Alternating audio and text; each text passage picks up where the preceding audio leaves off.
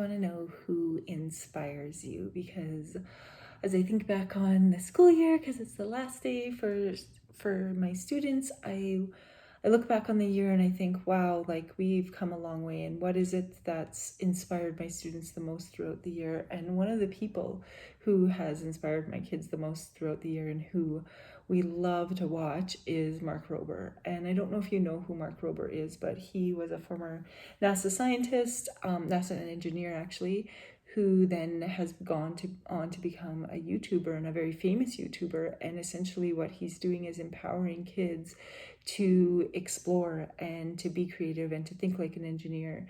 And I don't know if he knows how much he has inspired kids all over the world, because he truly has done some pretty amazing things, but also just all through following his own passions. And when you think about what it means to be educated and who is educated, Mark Rober was very educated. He or still is, because he was a NASA engineer, but essentially he went from that very stable job to becoming a YouTuber and following his creative paths. And I think that's something that we really have to embrace and empower in kids, is that when you are feeling stuck wherever you are, that it's maybe time to branch out and follow your creativity, and don't leave right away, because Mark Rober obviously didn't leave his NASA engineering job right away when he decided, oh, I'm going to start making YouTube videos. He left his NASA job after he became very famous on YouTube, and I think his kind of start to becoming famous was the squirrel maze one. I'm not entirely sure, but that's the first one that kids in my class brought to me a number of years ago, and they were like, can we watch this squirrel maze thing that links to this? And I was like, okay, as long as it links to what we're studying in class. And it's so funny, but it has so many scientific concepts in it, and I love how he just brings in so much science into what he's doing, and he teaches kids to fail forward, and he shows them some of the times he's tried something and it didn't work. And and he talks about too how long it takes him to do certain things. Like this one project was 3 years in the making before his video came out.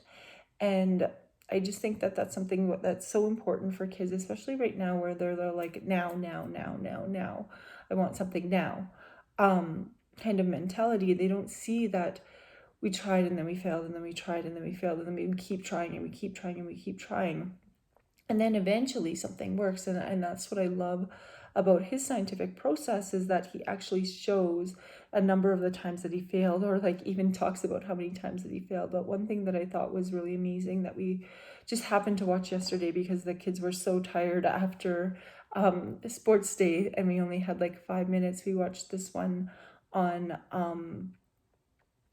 where it's essentially a scientific but social experiment on, will people return wallets?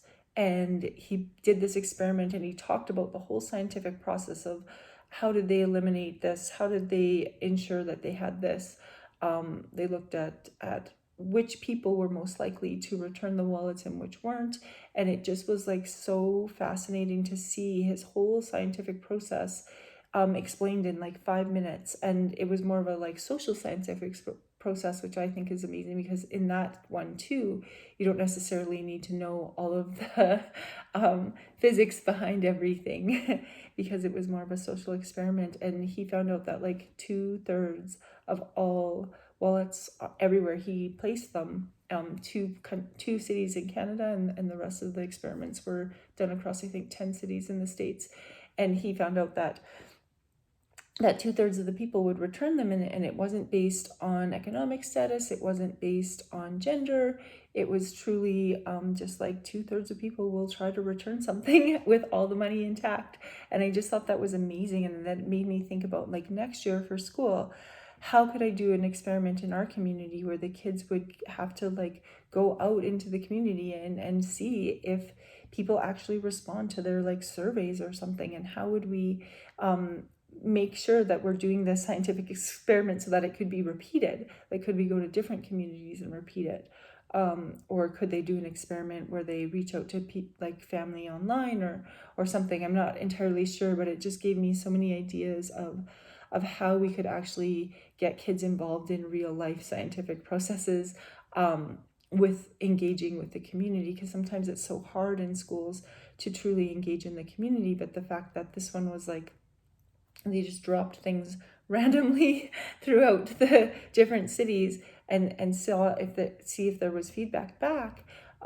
Maybe I could do it where I gave out my email, and then we would see if anybody returned our questionnaire or whatever it was that we decide to do.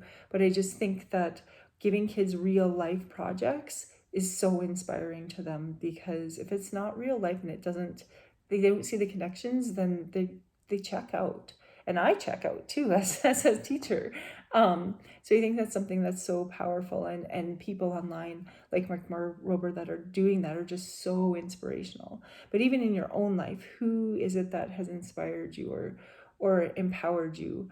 And I know for me, it was my cousin. Like, all growing up, if somebody wrote like, "Who is your hero?" I would say like, "Oh, it's my cousin. She's like 15 years older than me, but she always was somebody who was like, went after what she wanted and then achieved it." And she was like also a teacher, and now has worked her way up and is a superintendent. But she just is so inspiring, because when she wants something, she just goes after it and gets it.